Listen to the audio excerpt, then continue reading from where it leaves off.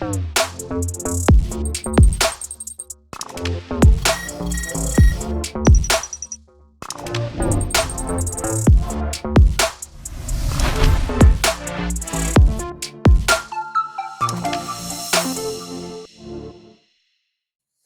and welcome to the Reflective Coach podcast. My name is Jordan and today I will be covering for Luca.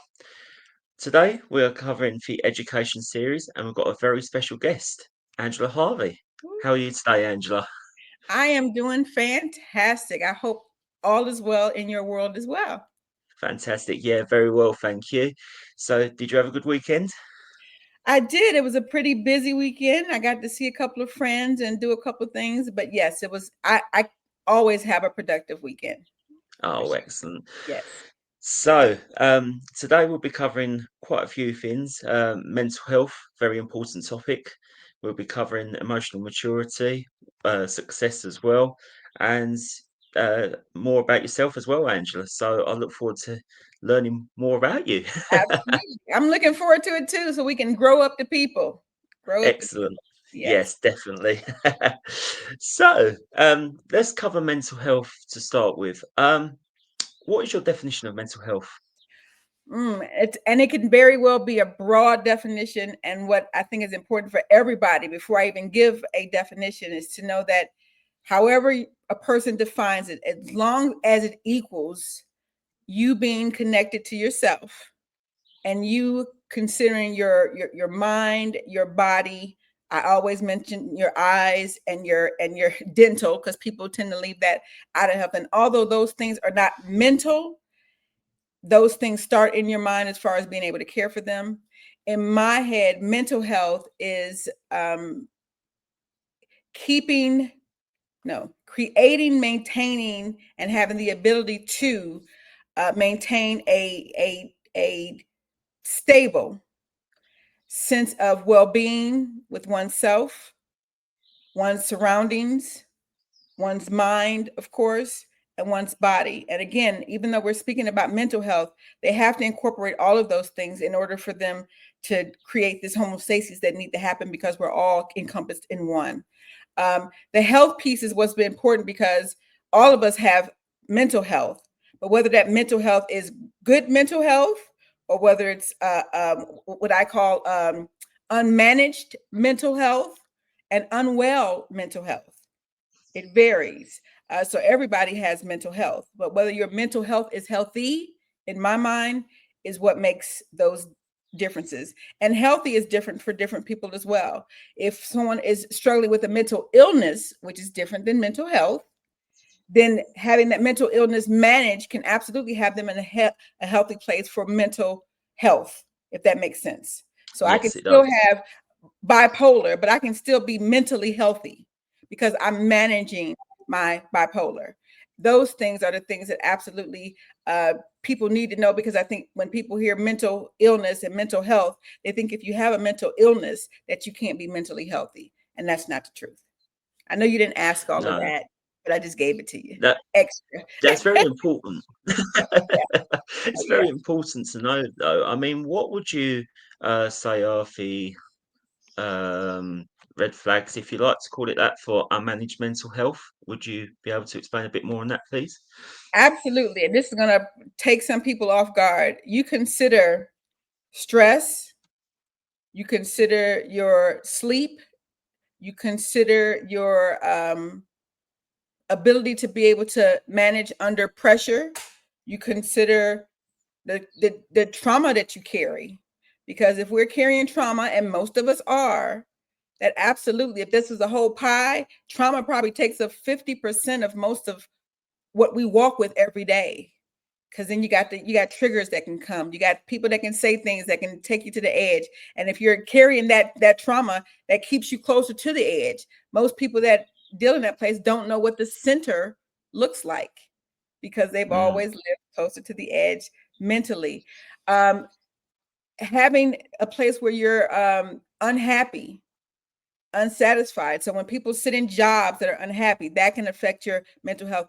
So I would call them flags. I wouldn't necessarily say they're red flags because they've changed colors because we've gotten so used to them. So we see a Yeah. red flag and we go, oh, it's just another flag, So it's just, I'm saying, look out for any flags where you feel stressed, easily overwhelmed, um, isolated, keeping yourself in seclusion, finding yourself not as interactive with people, stress, again, trauma, the inability to want to get out and move about.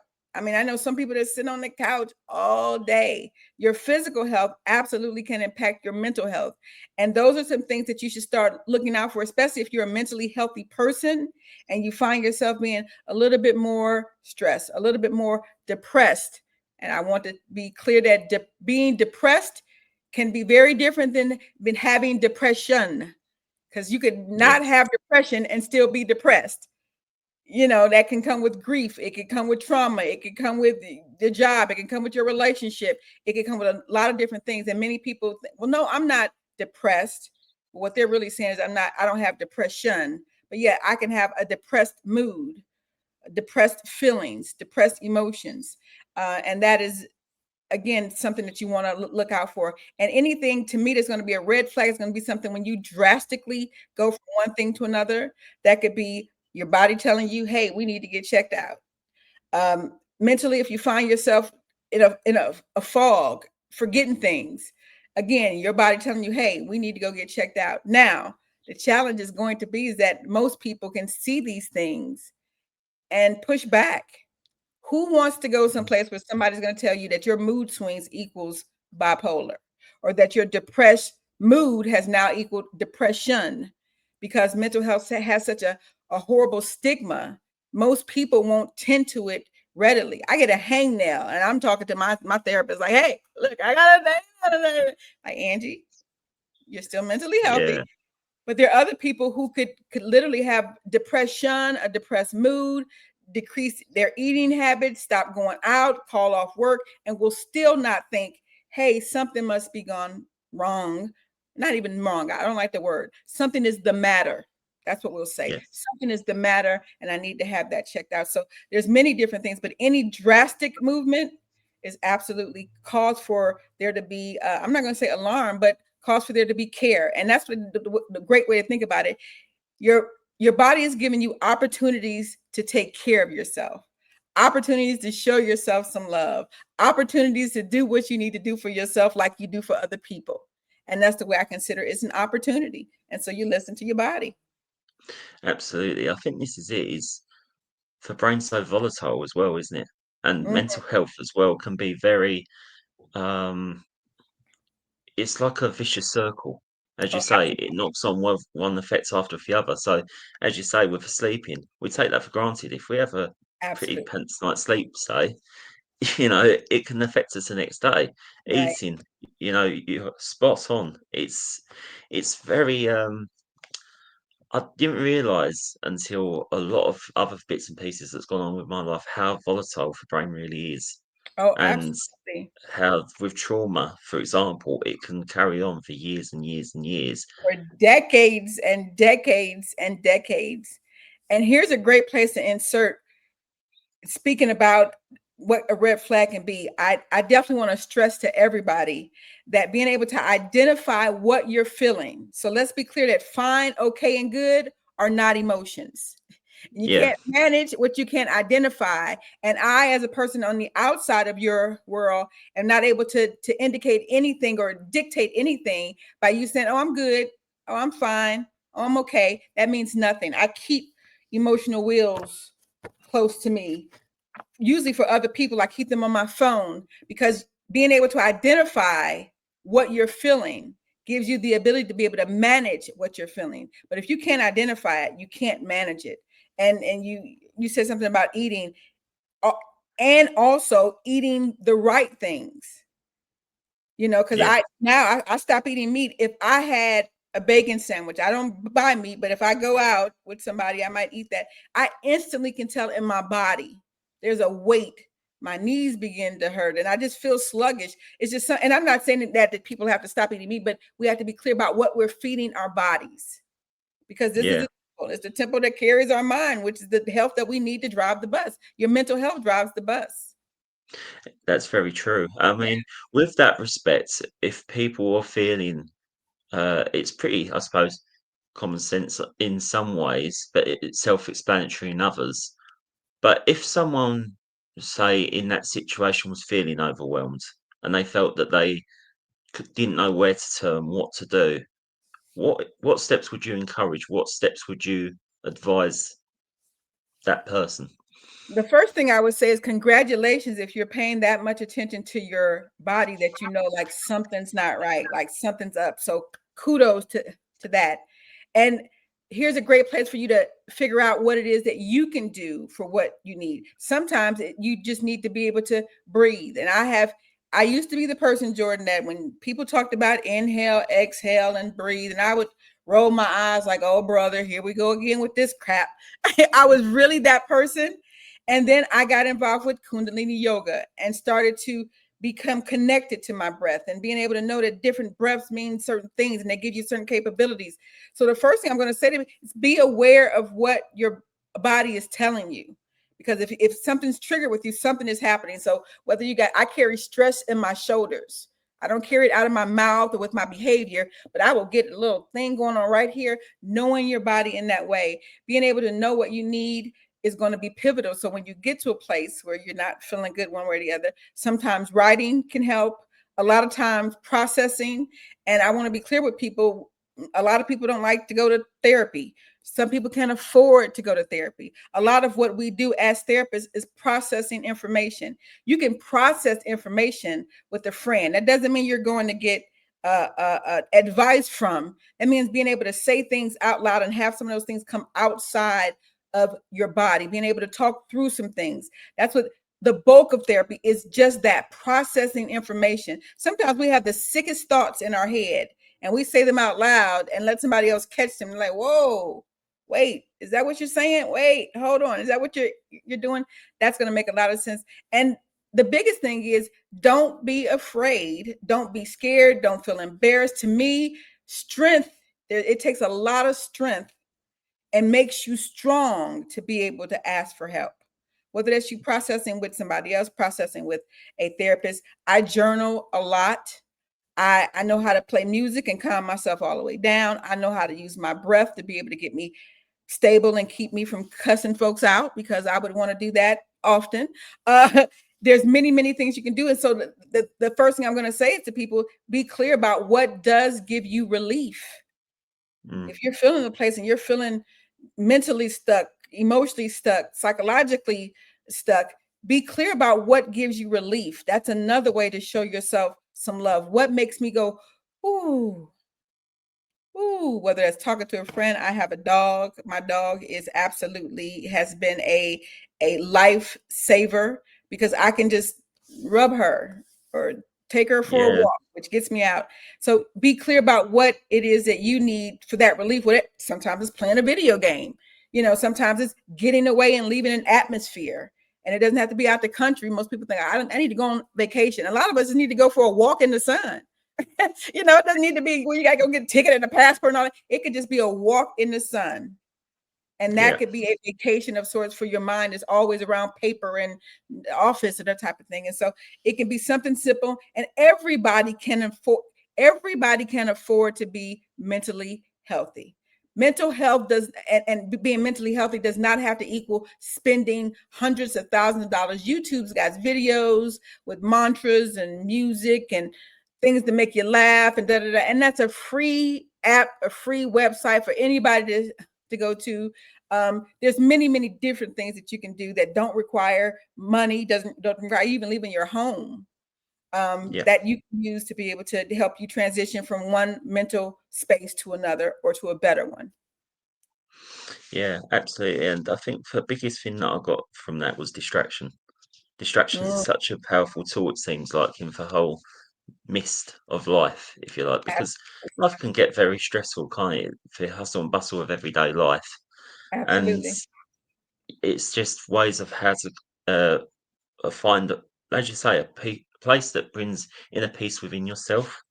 Right. And that's very important. So, I mean, in terms of that emotional will that you've shown briefly, Hmm. can you tell us a bit more about that? Oh, absolutely.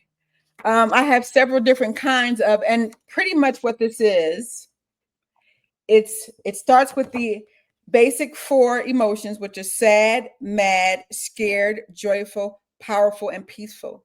And then it literally lets you know of all those primary eight emotions. There are all these other emotions. Let's just take peaceful. Under peaceful, there's content, thoughtful, intimate, trusting, loving, relaxed, pensive, responsive, serene, sentimental. So if Jordan was to ask me how are you feeling, and I say, oh, I'm feeling confident, that lets you specifically know what I'm feeling, and we can create a whole conversation around that from that word. But if I was just to say I'm okay, there's no place to go with that. Yeah, it's I tell people it's okay is the new depressed. And so anytime yeah. somebody says to me they're okay, if I can, I will hand them my emotional wheel and let me know what you're feeling. And this is difficult for a lot of people because a lot of people can't manage their emotions well. So Mm, many people, I mean, I know people that will say that they're okay and they're suicidal. Many people will say they're fine and they're depressed. And so a lot of times those things don't mean anything and it doesn't give any indicators at all because people allow you to pass them by and go, oh, I'm good. Well, I'm not that chick. I'm absolutely that chick that's going, nope, you got to give me something. Tell me what you're feeling. And sometimes I have to explain that to people, like, what does that mean? And so we want to be clear, not only as adults, but definitely as kids. I believe that the reason that we go from one spectrum, most kids, when they don't know how to act, they act angry. They act out because they yeah. can't tell somebody they feel abandoned or they feel threatened or they feel scared.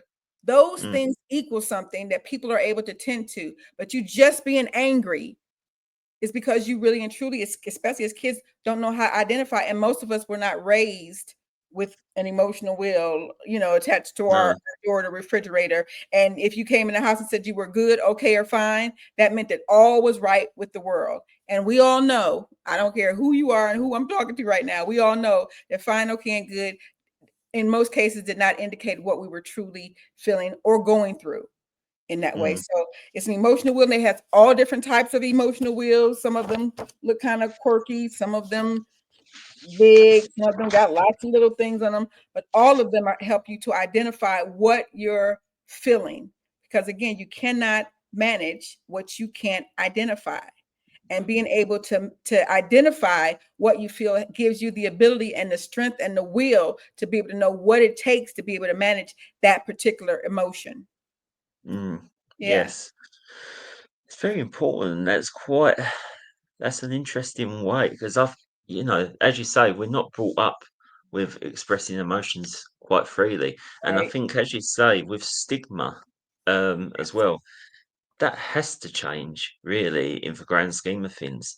It has to change. What do you feel?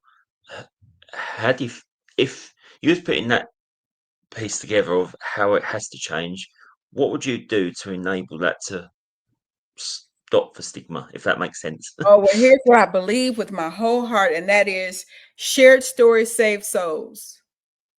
When I tell, literally, I just did an interview. These people interviewed me, and in that interview, I tell them I won a beauty pageant. I directed an award-winning film. I wrote a book. I designed a coloring book, and I did all of those things depressed and suicidal. So productivity can coexist with an unwell mental health. And in most cases, I want everybody just to be clear. What I would love to see happen is us being able to identify what we feel, and we can do so through stories. Most of us are at work with people on the left and right who don't know anything truly about us. Why? Because how was the weekend? Good. What'd you do over the weekend? Oh, we went to the park. I mean, no emotions, no feelings, all this. And so, for that reason, I think that we absolutely could get better if we began to use our emotions to be able to identify what we're feeling and to be able to share stories about things because misery loves company and we have great company. We just don't know it. Like there's other Yeah, people going through some of the same thing. Now, the challenge with this is going to be that one, most people aren't used to hearing what people really feel. So I could call somebody right now. I did the other day and I said, listen, if something happens to me, would you be open to taking my dog, Adele? And they said, well, let me think about it. Now, what would come up for me was, why is Angie talking about what would happen if something happened to her? I would want to know. Here I was secondhandly giving an emotion away and nobody grabbed it. Why? Because they're not connected enough with themselves to even know. That was me sitting around going, I don't really want to be here much longer. Let me start getting my things in order. All the lists would take when people start giving things away. Those are you start, and it landed with somebody who wasn't in that space. If we all began to make identifying our emotions normal, that can absolutely make things better. But then I do realize, unfortunately, I think one of the reasons we got to that place is that many people aren't able to handle our true emotions. I remember that Mm, movie. I forgot who was in it. It's like, you can't handle the truth. Most people can't handle the truth. I'm such an upbeat person. I had to talk somebody into believing I was depressed. I mean, I'm having to convince them, like, no, mm, really. They're like, oh, Angie, but you're the teacher. You could, no, really, I've not gotten out of bed, or I've not, I haven't moved my car for 7 days. I haven't talked to a person. I had to convince them, because then after people know what you're feeling, they didn't feel responsible for doing something, or believing they have to do something to fix it. So yeah, it's really easy to hear, oh, I'm doing good. Oh, I'm doing fine. Or because, okay, I get to go, ooh, okay, see you later. Or if I say, you know what, I'm feeling a little abandoned today, that means they might gonna have to ask, well, what are you feeling abandoned about? And if they are triggered by their own things, you know, yeah. and so it definitely is gonna have to be that all of us kind of act in it together. I know the people that I'm surrounded with, nobody gets away with fine, okay, and good. No. But that's half the reason why my phone doesn't ring very much either. It's like, don't call Angie unless you got an emotion, because she's gonna whip it out or send you a text message right away.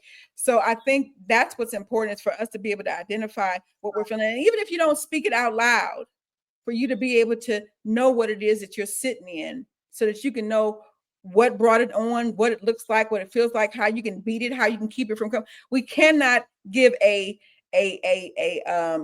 medicine for it of any kind until you can identify what you're feeling. Every doctor is going to ask you all these things. Or you hurt your back, where were you last? Did you fall? Did you did it? Well, the same thing happens with mental health. Were you triggered by something? Did somebody say something to you? Did you feel these things? Those emotions are going to be what the symptomology is going to be for what happens to us mentally. That's why that's so important. That's very true. I mean, it's as you say, if there's like, say, you've broken a leg or whatever, you've got a aid to support you in that, haven't you? But when Right. it comes to mental health, if you it's like it's not clear. You can't see that in every Right. person, can Right. you? If you know what Right. I It's mean. not, So it's an ink pen. If you tell me to write, I'm going to go look for an ink pen. Mental health has this illusion. And when people talk about, oh, well, how do I get my mental health? Even self-care. People think, oh, self-care, oh, it's going to get my nails done, going to get my hair. Well, maybe me, not my hair done, but those types of things. When it feels elusive because it's not tangible to some people. It's mental movement, moving from one emotional state to another. And those things take a lot of different things to manage. And because it's not a pen or a piece of paper or something tangible, people really are lost with that. And mm, those things have to start when we're children, when we know that. I happen to believe that when a kid is angry, there's something beneath that. So there's primary emotions and secondary emotions. The primary yep, emotion is what you really feel. The secondary emotion is usually what comes out. I'm angry with her. Why are you angry? I'm angry because I felt abandoned. I felt abandoned. I felt ridiculed. I felt judged. I felt all of those things are the emotions that you can attached to. And what you said is correct. I think around the world, because it's elusive and it's not, the hand bone connected to the eye, but it's very, very challenging for many people to get yeah, because hold of I it. think that's it. Is when I speak to friends, I say, "How are you?" And they say, them famous phrase, "I'm okay." And you're Mm-hmm. like, "Are you sure you're okay?" You have to. It's like you ask again because you don't know whether they are or not, Right, and you just want to be sure. And right, sometimes people, like you say, they lock themselves away from that. They don't want to open up, and right, not every person can. But I think you you spread a lot of positivity, Angela. You spread a lot of good insight to help unlock that key, unlock that chain, if you like. right. Um, and I think It this has is to it. happen if we're going to grow anywhere. People have to be clear. The other thing is, I'll just throw this out there. Many of us don't know what we need to be supported. Yeah. So I really can't tell you that something is the matter, because the next thing you're going to ask is, what can I do? And I'm not going to have anything to say. I myself, I cry a lot. I'm a crybaby. I feel everything. And I have friends that I know that I can call that will hold space with me. And that means they just allow me to cry. They may not ever ask what's the matter. They may not ask me. They're going to make sure that I'm safe, make sure that I don't plan to do anything to self harm somebody else or harm myself. But they're not going to ask me any questions. They're not going to give me advice. I got other friends that absolutely are fixers and controllers, and they need to control the environment. I got other people that's ready to come fight somebody. They don't even know who they're coming to fight because I'm crying. So the other thing that we can all do is to be clear about what we can use from other people to be supported. Because there are people that will support you, but they have to know something is the matter. And I'm reading now, inspiring, supporting, understanding, and reflecting. That's actually on the bill, if you will, of this podcast. There are people that are able to do those things, but I have to be able to identify what I'm feeling and what I need to be supported. That too is elusive to many people. I usually, my favorite phrase is, how can I support you? Many people don't know what to say. Some people sometimes I just want somebody to be present with me. You don't Mm. have to say anything. Or sometimes I just want people just to listen. Or sometimes I want to throw out something and have you give me advice. And those things are important. So we all should, if I could give you all homework, and I'm good for giving homework, I would say to begin to identify what you feel, if only just for yourself. Identify what you feel, and then think about what you could do to manage that emotion and what somebody else could do to help support that. If somebody's feeling insecure, I could compliment you every day. Like, Jordan, you know what? I really like the way you wear your hair. It seems very casual, but if I know if 2 days ago you told me you were feeling insecure, I know a compliment does something. I used to go Mm. to work dressed like I was going to an interview every day. And what happens when you're going to work that way? People say, "Oh, you look nice. You look nice. You look nice. Oh my goodness, you look so nice." So I'm getting compliments all day long, which is feeding a piece of my self-esteem that I need, that I might feel is low. But most people don't know how to ask for that. Mm. If I That's knew very what you were feeling, I could then support you in a way that can help you maybe elevate from that place. And that those are Yeah, basic absolutely. things. I think that's it is as well is acceptance, I feel is a big thing, isn't it? Mhm. Oh yeah. Like if you could accept what's going on around you. Yes. And I think I never used to be able to accept things very easily. But it's only Mhm. until I've got older that I've been able to get into that sort of mindset a bit more. And it's helped me deal with things a lot better. Would Yes. you agree that acceptance is a big thing, or would you say have anything to add on to that? Or Oh, absolutely. It just so happens I'm not you've just met me. You need to know I have something to say just about anything. But I have a thing that I call your A game, being able to bring your A game. And until you're able to bring your A game, you can't really change much. Your A game is being aware, being able to acknowledge, being able to accept, then taking action, and then aftercare. Because in order for something to change, you have to be aware of what needs to be changed. You have to acknowledge that, yeah, I'm a recovering codependent. I had to realize that I control and fix things without, like, not a second thought. I'll get to rattling off what I think you need to do. Da, da, da, da. I had to realize and acknowledge that this was true, and then accept that this is an imperfection, a deficit, an addiction of sorts that's inside of me. You have to do all those things, including accept what you just talked about, in order for you to take action. mm, And aftercare is pivotal because nothing is ever fixed. It has to be maintained, and is maintained with aftercare. So that acceptance is very, very, very important, because if you tell me, Angie, you know what, you're always giving advice and you just overtalk people. Well, if I go, well, That's not true, but I'll do better next time. Am I going to do better next time if I can't even admit that it's true? Mm. No. And I go, oh, okay, then I could see a little bit of that being true, but I'm not like that all the time. Is that acceptance? Am I going to really be able to change anything if I can't even accept that this is so those five things are so very important. Acceptance being pivotal because it's right in the middle of the A game, and it's where you can go like, oh, they don't know what they're talking about, or oh, I didn't see what I thought I saw, or it didn't happen that way, or it didn't make me feel that bad. It's really easy to fall back into a place where you don't have to do work. And mental work is very difficult for a lot of people. One, because it's elusive.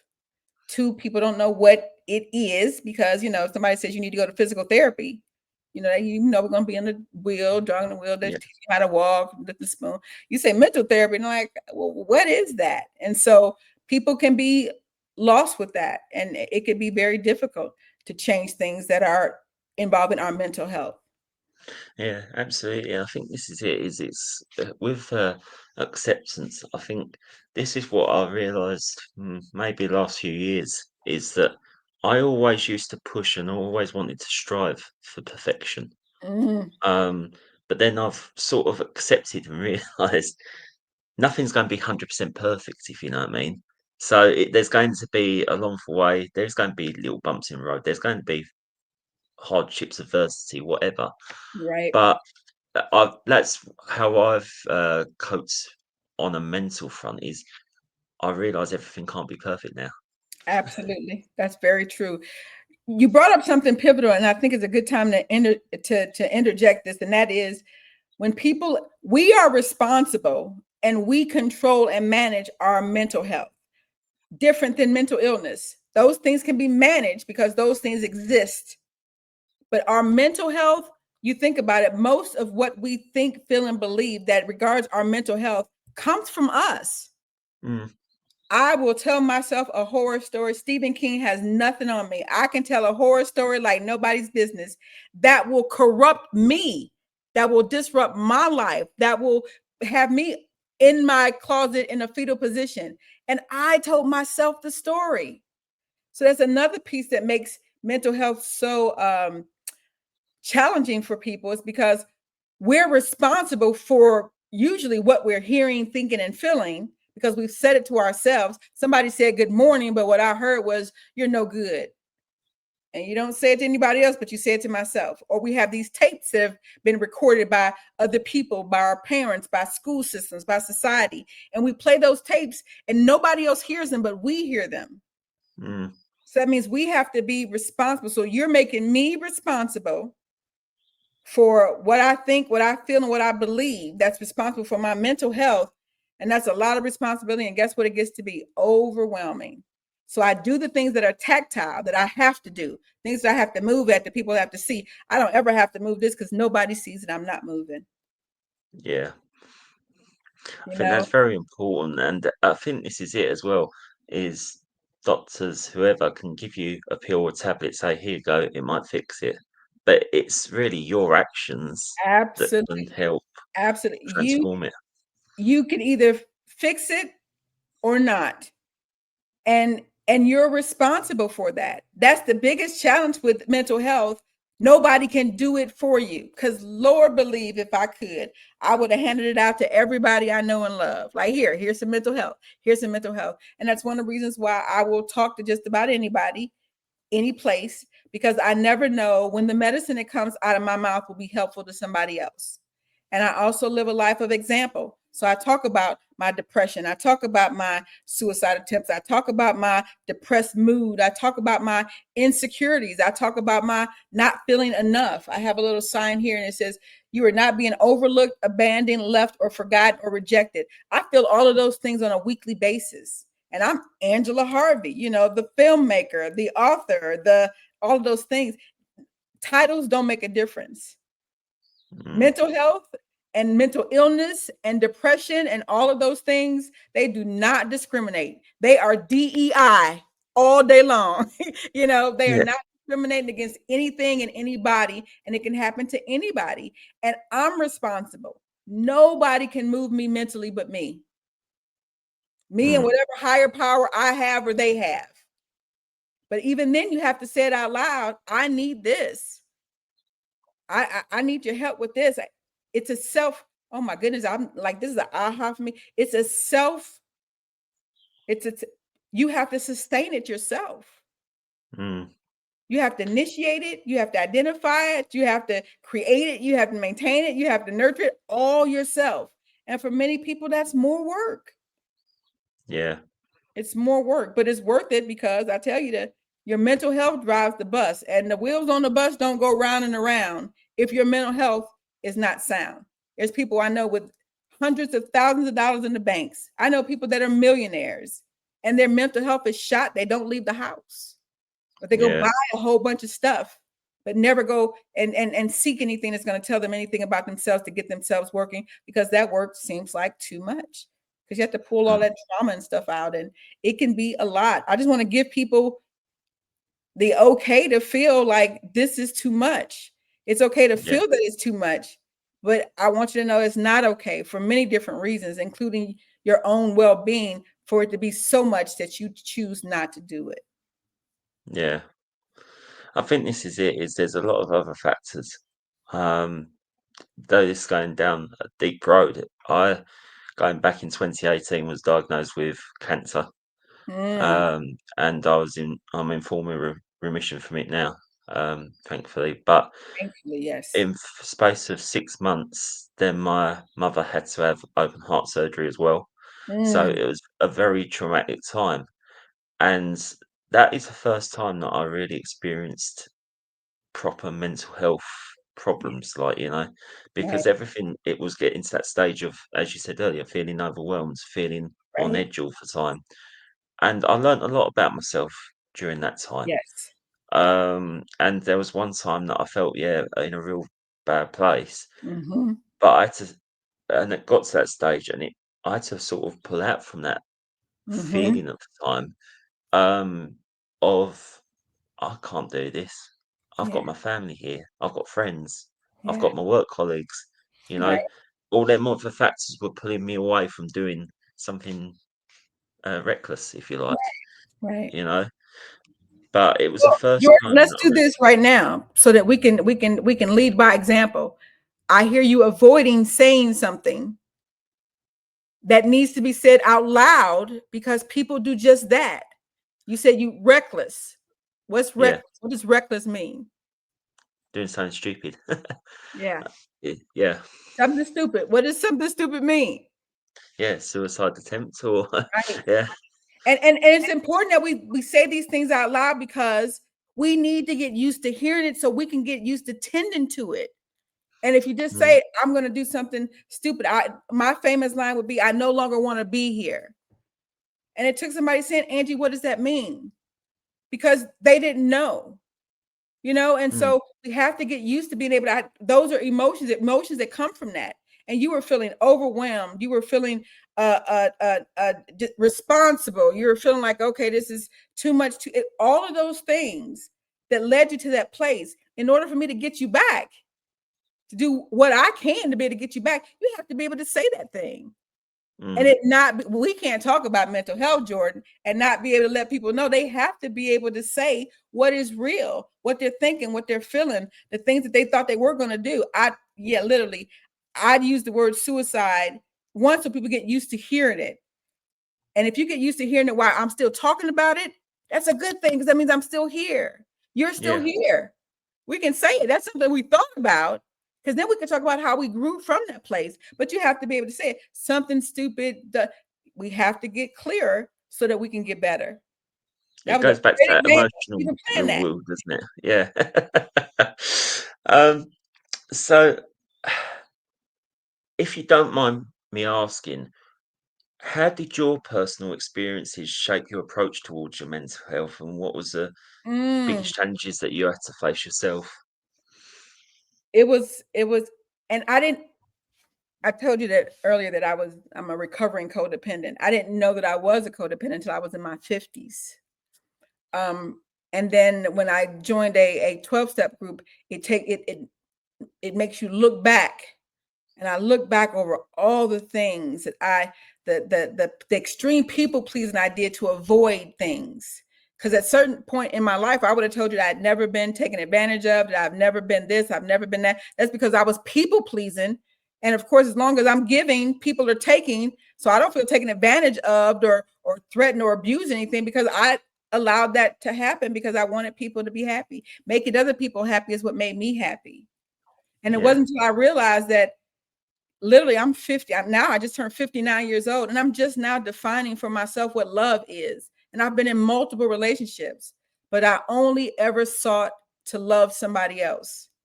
I had Mm. never ever sought to be loved, Yeah. because loving other people is what made me feel love. And so it was, I've been a on this personal growth kick for 20 plus years. In most of those years, I was resurrecting relationships and resuscitating lives of other people, dying in the inside of me and not even knowing it. So I believe that the assignment was given to me because I was the right person for it and that I could do it. I have a degree in social work and all this kind of good stuff. But bigger than that, the kick that I'm on now, where I dispense it to, like, I'm a river flowing everywhere. If somebody is open to receiving, I'm open to giving it. That took me being in places and knowing how strong I was and could be at the bottom of some place. I only imagine those people who didn't have half the strength. And my strength came from me empowering other people. I'm watching people tell me how, like, when people say, Angie, you've changed my life, you saved my life, you made my life better. Those things are real. They came from real people.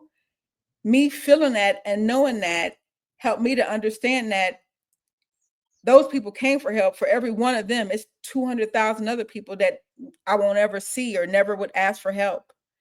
Mm. Me knowing that is the reason I will come on a podcast and do whatever it is I can do to dispense this word, because it's 50 people that might listen to this podcast that won't ever see me have another opportunity to see or hear these basic things that most Yeah. people don't just dispense freely. You know, people want you to pay $300,000 for the hour or whatever, whatever, whatever. And I just feel I love people. I love us as human beings. And I've had many, many experiences that give me the opportunity to be able to work with a vast amount of people on a basic level. Because if you see, I don't use big words because I don't know them. I don't use things that are so therapeutic that you don't understand. I'm a very basic chick. I tell people all the time, my assignment is those people that are K through 3 in their level of understanding, because that's where I kind of operate. But I do that because I have to explain things like everyone is a fourth grader. So then everybody understands, versus me explaining something to people who are in college or at 12th grade level, because everybody that's below that may not understand. And Yeah. I would say it just came to me, but what I can say is that I kind of did the thing and then had to do the thing with myself, and then had to find help for myself and do all the steps that I was already giving to other people myself. Mm. And now I'm all about it. Everything that I do, from my book to my movie to my coloring book to my everything that I do, is about mental health, is about mental wellness, is about self-care and self-control and self-soothing and self-love. Those things are just so very important. We Yeah. sh- we should have got them earlier. You're very and I've taken a lot away from this conversation already, and it's like it's opened my outlook on mental health an awful lot more, Oh, you know, very because I think, good. like you say, is it really, as you said, in terms of when you're in that sort of remit, you sort of bypass yourself. I used to be like that, of being a people pleaser. So you bypass yourself and then you think of Mhm. others. And I always used to say to my mum, like, and when I was younger, she used to say to me, you got to really truly to learn to love yourself, because you're the champion of yourself in the end of the day with Right. whatever you face. And when I used to hear that from my mum, I was used to thinking, well, if I thought about myself, and this was younger me, I'd be, I could be branded as selfish, all them sort of negative Mhm. words, if you like. But again, it's only until I've got older that it's made me realise and think, yes, you need to be a champion of yourself before you can go and help others. Absolutely. Because here's what you discover: is that the putting your mask on first. And I used to give this example, not ever inserting myself in that place, by the way, but you do all that you can for other people and nobody saves you. And I got to a place where I had to realize, and it was apparent to me, that nobody was coming for me. I told you I couldn't mm, even convince people. I had the death of my sister, the exit from a relationship, a suicide attempt. Nobody was coming to check on Angela Harvey. But guess mm, what? If I show up for me, I'm not going to say you don't have to, but if I show up for me, there is a savior. I can be that person. mm, And so I've had plenty, we've had plenty of experience, haven't we, Jordan, saving people, saving things and showing up for other people.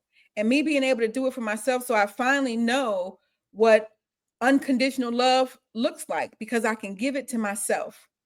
Right now, I pause. I pause, but when I hear anybody say that they need anything, they want anything, I was a genie in the bottle. I made things happen. I pause before I say anything now because I say to myself, Angie, what do you need to do for you? What needs to be done in your life? Where can you use that talent before I dispense it to somebody else? Because literally, it felt like it was an addiction.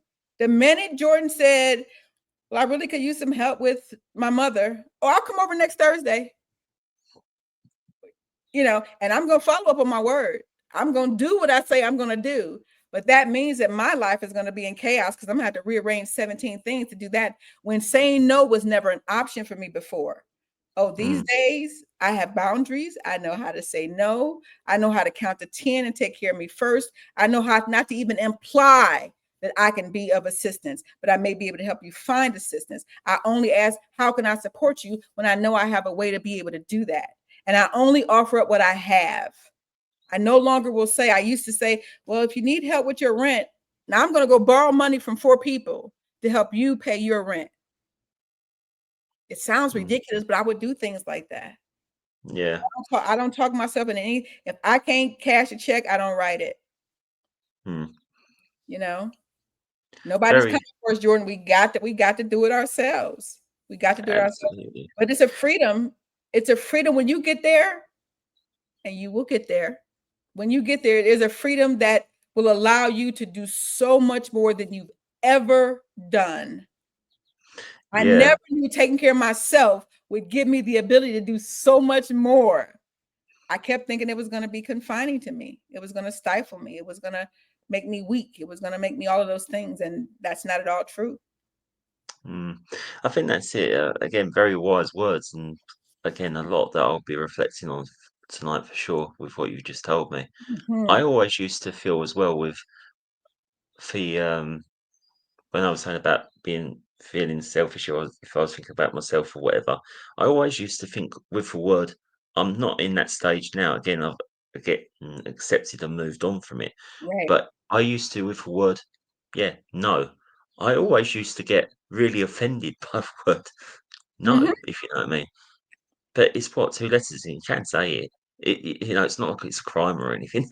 Right. But Um, here's the thing, when someone says no, you feel rejected. When you feel rejected and you don't know how to manage rejection, it spirals. Rejection yes, makes you feel abandoned. It makes you feel judged. It makes you feel inadequate. It makes you feel not enough. When no, it was just a no, I can't take you to the grocery store. That's all it was. exactly. Yeah. That You is very had to true, go like, though. oh, I made this big old thing out of this little thing, and people get to say that. I would be in awe of my sister because my sister could tell you no without blinking an eye. And I felt like, oh my goodness, she said no. It's not. But when you can't manage no, you stay away from it yourself and you try not to have other people experience it as either. Mm, Yeah. very true. Yeah. Okay, so defining You success said, then, okay. I mean, this is yeah, this is very helpful. I'm going to take this a lot of this away with me tonight for sure. So Very thank you. good. I And hope a thank lot you of for sharing. people will. I'm sure it will for listeners as well. But we're going on to defining success. How would you define success? Mm. Success for me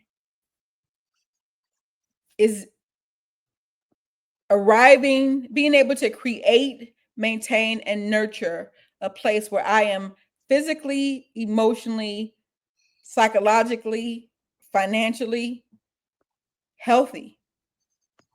Yeah. Success is not, I have all the other things. I got degrees, I got a car, I got a place.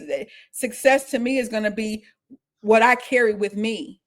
And Yeah. nobody looks at me and sees a degree. They don't see the car I drive. They don't see the name brand on my clothes. I wish I'd gotten some of that stuff sooner to know that whose label is on the back of my shirt does not make me successful at all. Me being able to be emotionally free and free of bondage of my childhood and free of to have an elevated self-esteem unapologetically, me being able to have boundaries, that's success. There's Yeah. some people that will never see emotional freedom in their lifetime.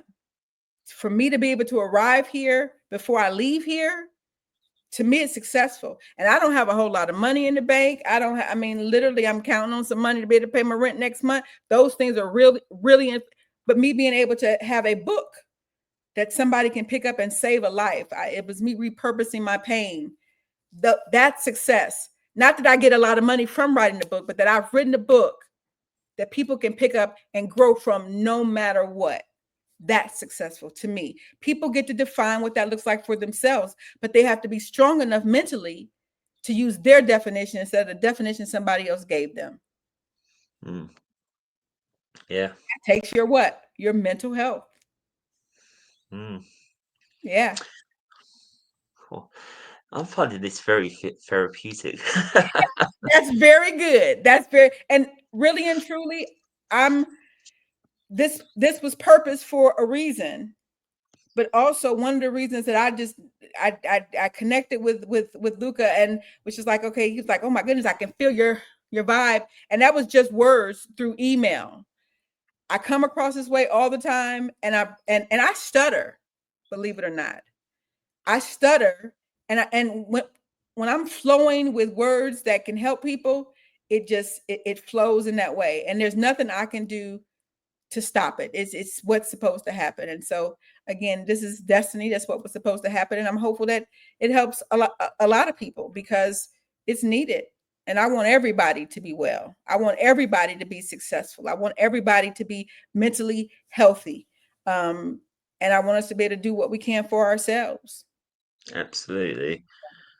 So, how do you support others in finding their own level of success? Oh, I do that a lot of ways. And I tell you that mental health drives the bus, right? Well, I'm the bus instructor.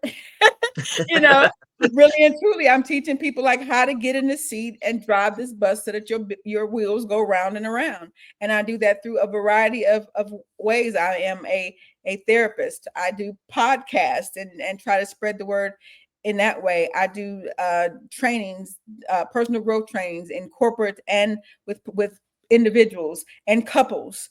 I just wrote a book called, and it's a poetry self-help book, and it has 36 poems, 450 questions, 150 prompts, 7 intentions, and it's growth throughout that book. You read a poem, and then I'm asking you questions about you. So by the end of that, not even by the end of the book, by the middle of the book, you have a relationship with yourself through those questions, through that reflection that is given to you in a way that's digestible. Nobody's pointing a finger. You're coming up with your own stuff. I'm asking you to define words that you use all the time, but you never ever thought to give it definition. And I tell people, until you define certain things, your life doesn't have meaning. You're using words that you've not given meaning to.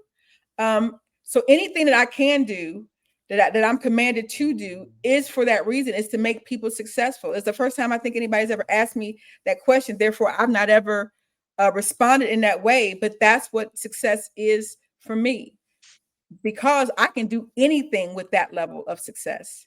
There's people with money that don't do half of what they could do with it. But when you have your right mind and you got a body that can move and you got a couple of dollars in the bank and you have the motivation and the mental stamina to be able to touch lives of other people, if that's not successful, I don't know what is. I love I that wouldn't trade answer. that for $1 million. I just wouldn't. I love that answer. So, with that, your book that you brought out, where can people access this? Right. Because I haven't even said the name of the book. That's how I have to work on that as well. The name of the book is called Poetic Alchemy, and it's 7 intentions for healing, growth, and transformation. They can find that book on my website, angieharveyspeaks.com, or on Amazon. And then I have another book called Transformed Hearts, which is just a poetry book. I say just, but it's a poetry book. And then I have another book called Colorful Growth, and it's an adult coloring book. Coloring saved my life during the pandemic. There's so many amazing properties to coloring, and then in the book I have 50 of my famous sayings. Uh, my two favorites is I refuse to be a first responder to folks that set their own fires, Okay. and jumping to conclusions and running your mouth are not considered cardio. Wow. Impressive. Yeah. Yes. Very, and I would say these things, and somebody's like, Angie, you need to start writing some of this stuff down that you're saying out of your mouth. And so there are things that would just come to me. And yeah, but my website again is angieharveyspeaks.com, and you can find me just about any place under Angie Harvey Speaks, all the social media platforms, and hopefully they'll put it in a little blurb connected to here. But yeah, the book is Yeah, a of life. course. I was having a difficult, challenging time a couple weeks ago, and I had a friend to call and read me one of my own poems out of my own book. And I said, it never occurred to me for me to pick up the book again to be able to manage the emotions I was feeling. But what a wonderful thing that I could write something that could help people be successful in getting and growing to know themselves better than anybody else, and to be able to heal themselves. Because the only reason that many of us are not mentally healthy is because we're not showing up for ourselves. Mm. And if that don't make you angry, it just oughta. That you got the key, but the only reason that you didn't get it is because you didn't turn the key. I'm just asking folks to consider turning the key. Yeah. Well, you're a wonderful human being, that's for sure. Oh, So thank you. Thank you. how Thank you. That that's means right. a lot. Thank you. You're welcome, no problem. So, I mean, how difficult can it be when you have several individuals on different wavelengths, if you like, different trails of thought, to so they can how can you try and get a group of people as opposed to one, but a group be successful to think on the same path? Oh, now see, here's what's great about groups. In fact, I shared earlier that I believe shared stories save souls. It's something when you're in, so I love group work. It's something about when you're in a group, and a lot of times this happens in my friend group. You're in a group and somebody tells a story about something that you're able to relate to. And you go, okay, then like we've had this conversation. This was us sharing stories and Yeah. being able to go, oh, I could relate to that. And it could be something that you already thought of, but it's something about getting affirmation and confirmation and acknowledgement of something that you're thinking and feeling and believing from somebody else. A lot of times in group work, if the right things are thrown out there, you all begin to heal and grow each other. The facilitator could almost back out. It's like throwing something in the middle and watching people go, wow, wow, wow, wow, wow. Even people, I've had people to say, well, I don't talk a lot. So if I don't, those people are like, because something hits them, something triggers them in a way, in a good trigger, like, oh my goodness, me too. And that is a profound thing for other people to recognize, because many people have walked this thing by themselves and alone for so long. They really have talked themselves into believing that nobody else Mm, could understand or believe or experience what they have. And that's yeah. not true. We all have. I tell people, if misery loves company, you're in great company because we're all there. But group work is the best work, because then it's not just one person doing me dispensing. I get to literally pass the ball to somebody who passed the ball to somebody else who passed the ball to somebody else. And that's the way you began this podcast by saying, how can we change things? That's a great way to do it. I'm talking about people behind their back, meaning I'm saying I heard from such and such that they did this, because it's not my story. Now I'm able to pass that story on to somebody for somebody else to grow from. Mm, And we don't do that. Many of us do not share our deep stories. We share those shallow, what I call kiddie pool stories, the shallow yeah. stuff. But the deep ocean whale stuff, we don't share that. We need to begin to share all of our stories. because they are to save Absolutely. lives. And I think as well, then it forms a mutual connection that you're not so alone. Right, People experience the same things. You might not realize it, but I've found out that people experience the same things that you have, but they've just not had the voice or felt comfortable to share it. right, right, for sure. I know many caregivers who have been caretaking for their parents only to have something happen with themselves and have to manage all of those things. I probably could name you 10 people. I used to be a social worker. Many of those people, you would think that, oh my goodness, who could survive this? Because that's what we usually think. Who could survive this? There's many of us that have survived it. We're just not telling our stories. Mm, And it's very difficult to judge somebody. It's very difficult to hate on somebody. And it's very difficult to discriminate against people when you know pieces of their story. That's another yeah, reason why I say them out loud. very vital. I mean, if we're because that shares in the same sentiment of success. Mhm. So, in that respect, is that if someone in that team doesn't have that mindset, you know, over time, I think time's a healer in that respect. People, when they start to realize, oh, person one's talking, person two's talking, person three, and then it all comes together, Mhm. then people start to grow, don't they? And they Oh start yeah, to feel a bit more at home in the end. absolutely. Absolutely. That is very, very true. It works with every cult in the world. Right? You get one person talking about something, and then all of us, and they go out and tell two people, and so on and so on. We could do the same thing on a positive note. Yeah, We could do the same thing on a positive note. That's for sure. that's very true. Hmm. So, can this is going on for a separate topic now of your expertise, your programs, etc.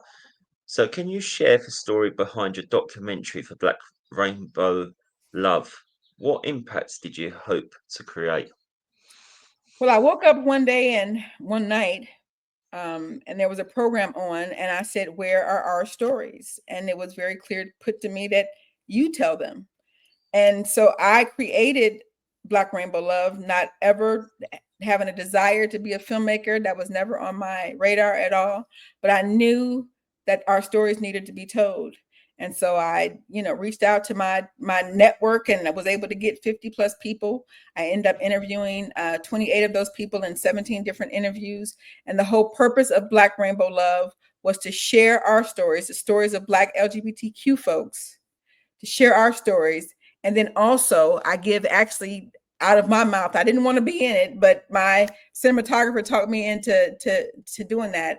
But also, there's a charge for you to grow from our stories, but then to grow and tell your own. um Again, I think it's very difficult to be challenged by people when you know pieces of their story. And I've had this movie played. It's been in 35 film festivals and shown at we've won over 11 awards. And I have Wow. people who have come to me and said, Angie, if you hadn't asked me to keep an eye out on what was the same in their lives and in my life, I would not have done that. But in the end, I discovered that there were so many different parallels. So here, this white straight man is looking at a lesbian couple and able to extract something that happened in their relationship that also happened in his relationship. Well, it's difficult to then try to judge somebody when the same things they're talking about is happening with you as well. And Hmm. that was the primary purpose, to unmute our stories and then to get people to be able to see us in a light that was not just glowing, because it's not all happy go lucky, but that was real. So it's our truth, our lives, and our stories. And then to be empowered enough to be able to go and tell their own story. So, and Yeah, those are the things that are happening with it. I'm very happy to say. I think that's very important because this world, you know, we're all as important as each other, Oh, yeah. you know, Yeah. and uh, with them empowering narratives, I mean, it must be a huge thing in your everyday life in that respect. So, how can we empower others around us? How can we empower teams around us, people, groups? The best way to do that is by example. Like literally, if you went to the store and you were able to get a $250 shirt for $10, you would go tell everybody and you would show everybody the shirt. Like, look, I got this shirt for $10. It didn't have to be designer, just that I got it cheaper and I know where you can go get it at. Or I know where I can tell you where I got mine from. We could do the same thing with anything positive in our lives, being able to be an example. Most people will say, Angie, how did you get there? How did you arrive at this mental place? How did you pull out of depression? How did you go without having a tribe or friends? What happened when you had to disconnect from your family? Those are all things I've said out of my mouth. I am now the example. And people can get firsthand what I did and possibly they could do to get there. My example is going to be the best way because you telling me something and I don't know that you've been there. That's going to like, yeah, that's what Jordan said, but I don't know that Jordan ever bought a shirt. Yeah, because I ain't seen the shirt. He never wore the shirt. So I think the best way to be able to empower people is by example and also being free to support them without judgment. Without Yeah, judgment. absolutely. And I think again, it's like it's that stigma. It all needs stigma, judgment, all needs to be eradicated, doesn't it? Right. All of, To and move all that forward. comes from where? Our mental health. Those people, and I don't care what anybody says, nobody talks about it. But the reason that people hate on other people has to do with the deficits that they have within themselves. That's mental Yeah. health. That's mental health. People don't have a reason because most times the people that they're hating on or discriminating against have done nothing to them.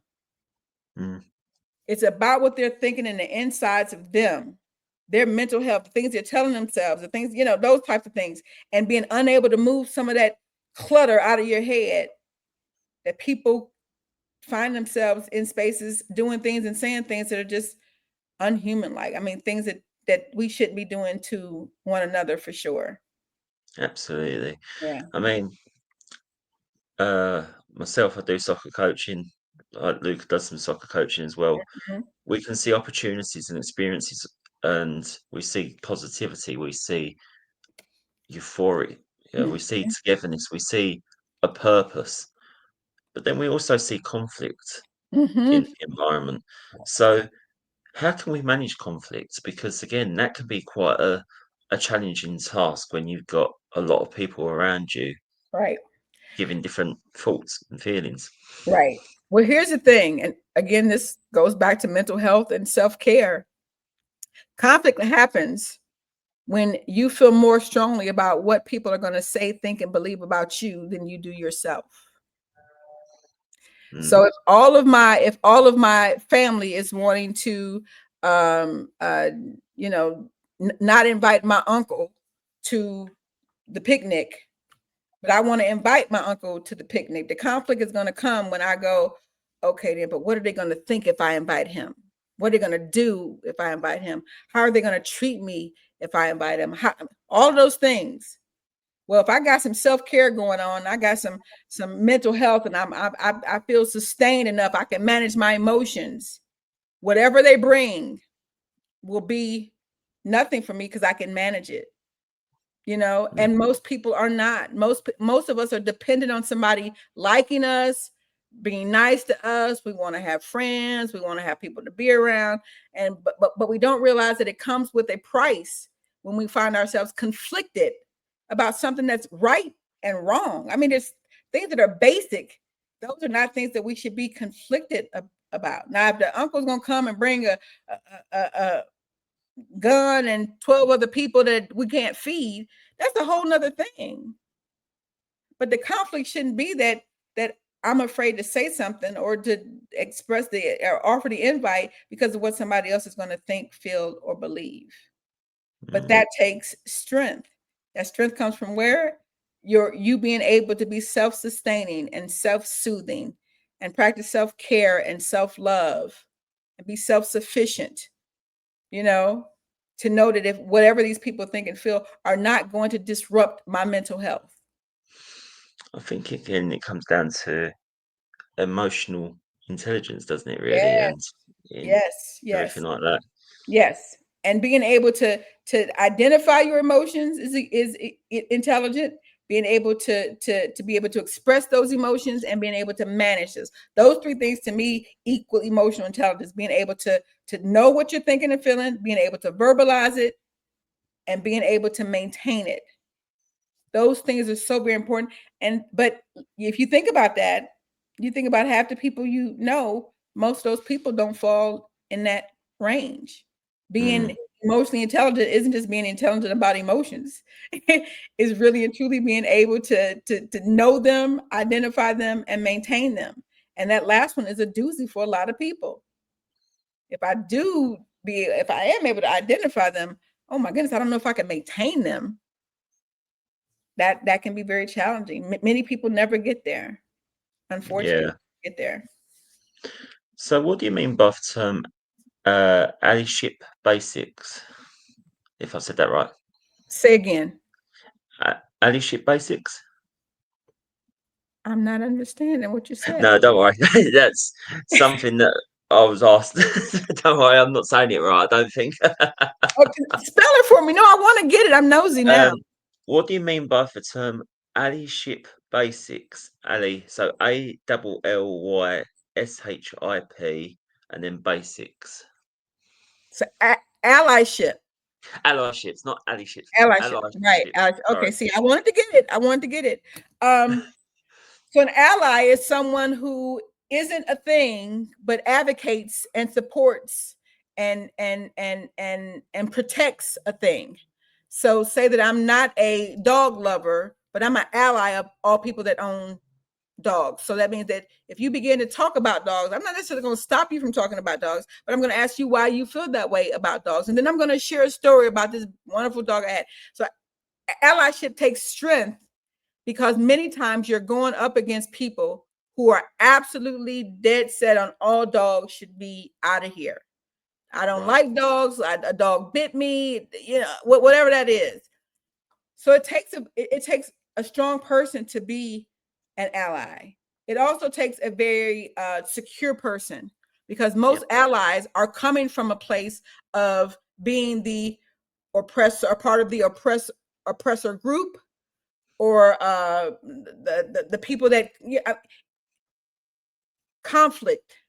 So you have that Yep. people that are going, oh, but what is my mother going to say if I start saying that all dogs should be, should live in the house? Because none of my family believes that dogs should be in the house. It takes a lot of strength to be an ally. It Mm, takes a lot of conviction to be an ally, and it takes a lot of self awareness and emotional intelligence to be an ally. And surely you being able to be mentally stable. After the election happened here, there was a group that formed, and I was probably one of the few African Americans in the group. Um, and the things that they were concerned about did not match the things that I was concerned about as a Black lesbian woman. Because definitely, if there's a top five, I'm in the top. I'm in the top. I got the top three of what's going down here. Um, but they were able to realize that, oh yeah, we're talking about this, and here one of our sisters is going to get ready to have to deal with this. Well, it took some strength for people to go, you're right. I want to work at what I need to work on, but I want to support this. Tell me a little bit more about what you think or what you feel about this, because an ally also has to be educated. You mhm. can't just go waving a "you shouldn't be this way" flag if you can't tell me why I shouldn't be that way. There has to be some experiences had. It can't, and it should be basic, that I could just say because they're human that you shouldn't treat them like this.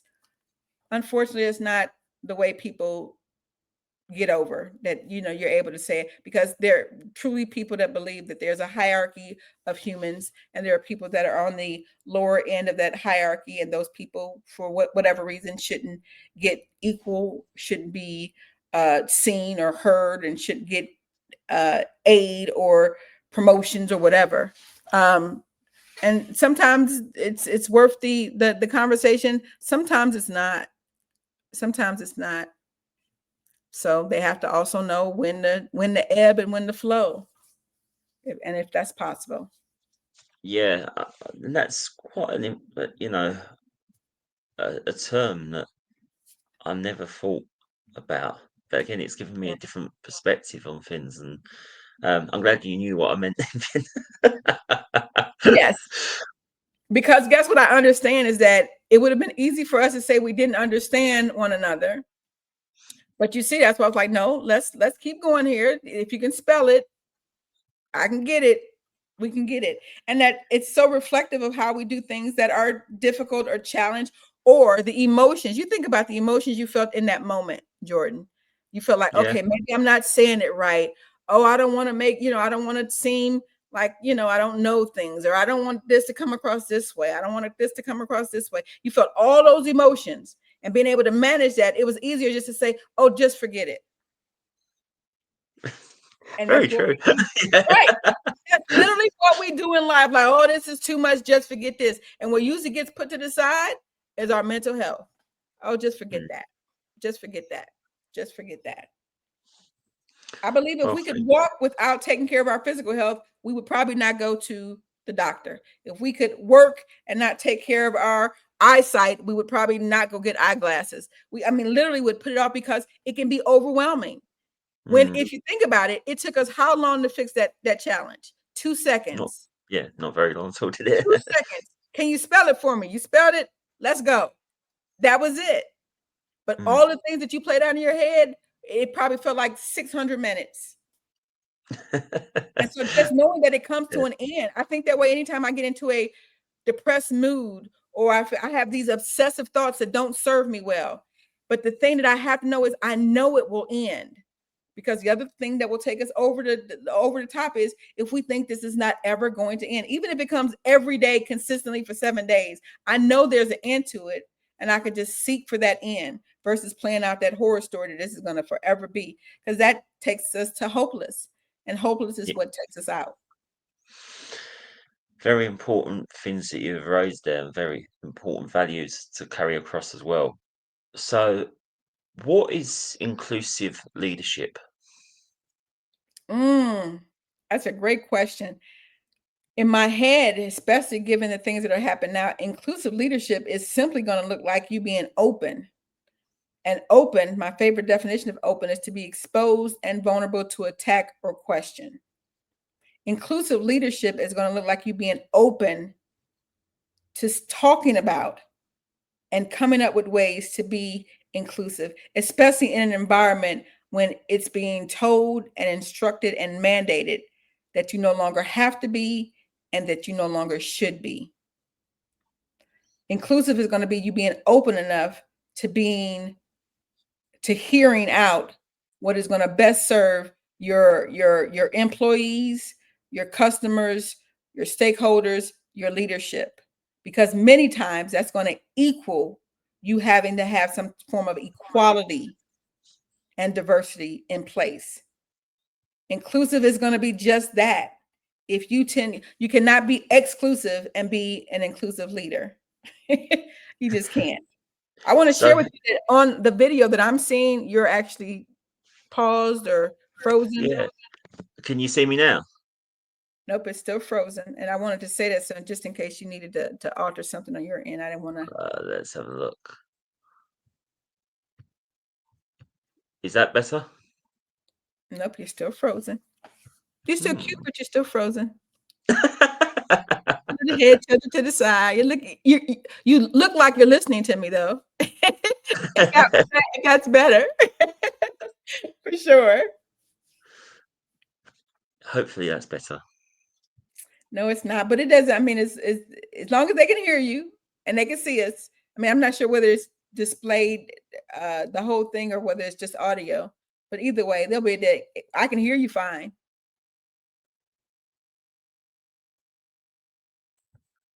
Ooh, is that working? Nope, still not. Hmm. Technical little issues. Right. That's okay, because look, we have to get the message out. We are not going Yep. to be conflicted just because the video's frozen. We're going to move that aside mentally and we're going to carry on with the conversation as if. Yeah, no problem. So, in terms of inclusive leadership, how can we take that into a workplace environment, into a coaching perspective, any walk of life? How can we carry that forward? Well, I think what's going to be important is that one, you're clear, and the people that you're working with are clear about what inclusive means, and what's going to be even more important is what that will do for everyone involved, and being clear that um, the benefits, because if there's no benefit to something, um, really and truly, there's not a reason necessarily for it to happen. But in most cases, if people are honest and sincere about trying to move something from left to right, you have to consider what the benefits will be. But bigger than that is just being able to define what that looks like and what that means for the individual and for the people that they serve.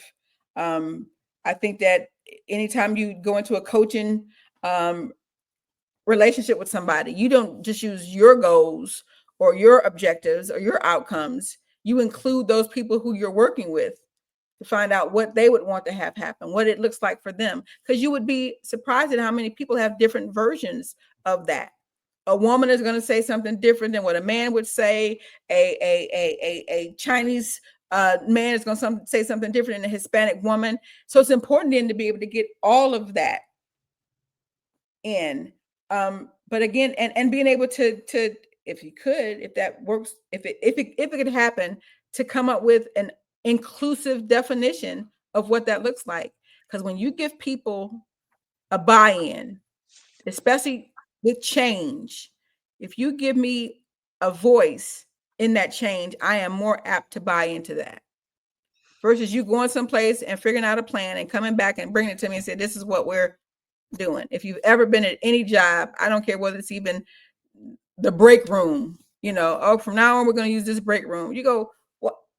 You moving the people don't like change already. You're moving the break room? Why are you moving the break room? But if I come to you and said, Angie, Jordan, we're going to be moving the break room. Where do you think it should go? And you say, oh, maybe on the third floor. Even if I come back and say, you know what, we've talked about it and we're going to move the break room and it's going to go on the second floor. You might Yeah. say the second floor, that's not what I saw, but you'll say, well, they did ask me. So, evidently more people said the second floor. You will feel included in that. And that's the other thing that does not happen a lot. Inclusive leaders don't include the people that's going to be affected by some of the change, some of the rules, some of the formation of things in the decision to be inclusive. What is Mm. that? That's exclusive.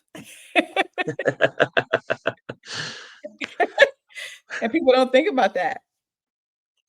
Very, very well said. And I think as well with your experience with working with the LGBTQ plus community, I assume that advocacy is important because again, you're helping people's voices feel heard and understood. Absolutely. So how can final question on this bit, and then one final question that I'm going to ask you, Ange, is how can workplaces better support for mental and emotional health of their employees? And this applies to teams from our perspective. So, how can workplaces better support for? Okay, I didn't hear the last thing you said, Jordan. Can you restate the question? Yes, so how can workplaces better support the mental and emotional health of their employees? And this can come into teams again from them perspectives or just for workplace as a whole. How can workplaces better support for their employees when it comes to mental and emotional health? The first thing you're going to have to do is to be clear about what those individuals, that team, that department, how they define support, mental health, and wellness. Because you will find that somebody might need a day off, somebody else might need a longer lunch, Somebody else might need a workshop. Somebody else might need staff development training. Somebody else might need more supervision. Somebody else might need, so there's not a, companies and corporations and organizations have to be willing to give specialized care. And they believe that specialized care means it's going to be more money, it's going to be more this and more that. No, it just means you're being able to approach the individual. Now, let me tell you what that does. If I know that I was able to get what I need and Jane was able to get what she needed, even though it looked different, it's all for the same reason. And that is so that we feel well enough to be able to be productive enough to be able to make money, or to help clients, or whatever the objective of the business is to do. And it's such a small thing, but it's looked at in such a negative way. Somebody is not going to be as moved by a workshop as they would an extra 30 minutes for lunch, or to be able to work 4 10s, or to be able to take an extra day on the front end or the back end of their vacation.